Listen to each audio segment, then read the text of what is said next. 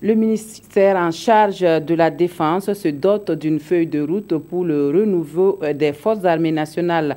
La mise en place de l'unité de lutte antiterroriste par région militaire, l'équipement de l'armée, le contrôle et les renseignements sont les principales propositions issues du conseil d'administration du secteur ministériel de la Défense et des anciens combattants.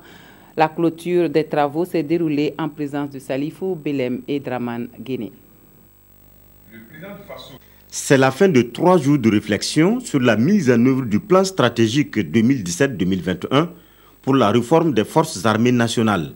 Ce premier conseil d'administration de l'année et sous l'ère Sadou a eu le mérite de revenir sur les options prises dans le sens du renouveau de l'armée nationale. Les axes ont été déclinés, la dépolitisation des forces armées, l'équipement des forces armées, la gouvernance, la responsabilité, le contrôle.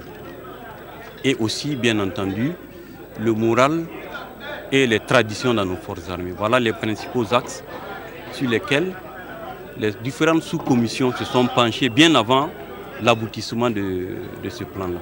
Actualité sécuritaire oblige, les chefs militaires ont fait aussi des propositions pour l'efficacité des interventions militaires à l'aide aux frontières.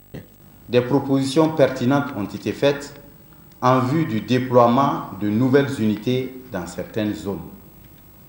En outre, la mise à niveau des effectifs des corps et la mise en place d'une unité de lutte antiterroriste par région militaire renforceront assurément les capacités opérationnelles de nos forces, notamment dans la lutte contre le terrorisme.